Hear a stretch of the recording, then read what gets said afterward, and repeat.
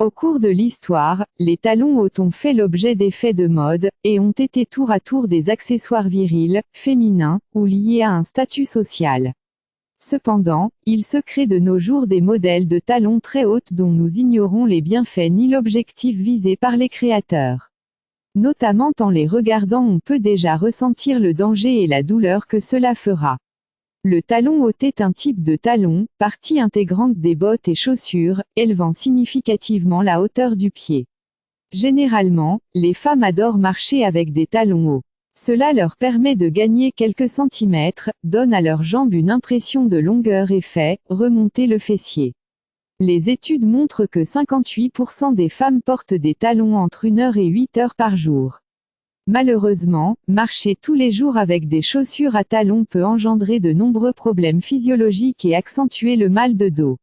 Je vous présente dans cette vidéo les différents avantages et, surtout, inconvénients des chaussures à talons pour les femmes. Porter des talons hauts change radicalement notre posture et les différentes tensions exercées sur nos muscles et articulations pendant la marche. Le poids du corps est soutenu par l'avant du pied, surtout les orteils, ce qui entraîne de nombreuses modifications au niveau biomécanique. Raccourcissement du mollet et du tendon d'Achille, qui sont en contraction permanente. Augmentation de la pression de l'ordre de 23% sur les articulations du genou. Hyperextension de la hanche et rétroversion du bassin. Bien entendu, ces modifications importantes dans la posture générale, qui devient non naturelle, peut entraîner de nombreuses pathologies sur le long terme. Dégradation plus rapide du cartilage au niveau des genoux, et apparition précoce d'arthrose qui handicape tout type de déplacement. L'usure prématurée du cartilage vous procurera des douleurs lors de la marche, et vous empêchera de pratiquer certains sports comme la course à pied. De plus, il est important de souligner que les femmes sont naturellement plus sujets à développer de l'arthrose que les hommes, notamment au moment de la ménopause. Durcissement des mollets qui sont toujours en contraction et raccourcissement des tendons d'Achille, entraînant des douleurs au niveau du talon en marche à pieds nus ou chaussures plates.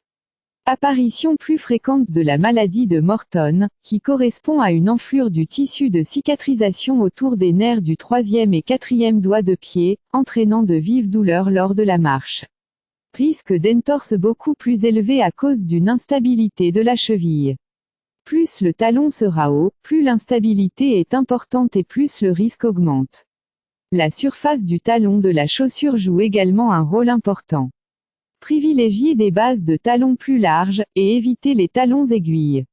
Métatarsalgie plus fréquente, à cause d'une redistribution du poids du corps sur l'avant du pied.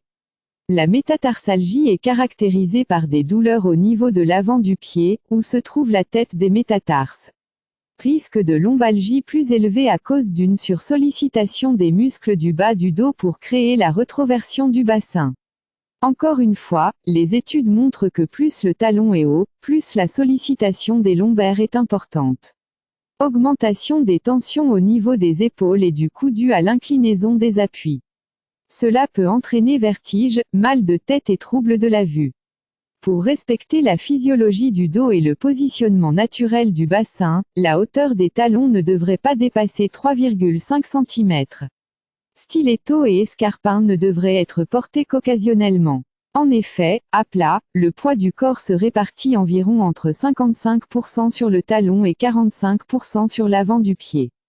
Comme vous le constatez, le port prolongé de chaussures à talons n'est pas sans conséquence sur votre santé, encore moins les plus hauts talons. Eh bien, c'est la fin de cette vidéo, merci d'aimer puis de s'abonner, à très bientôt.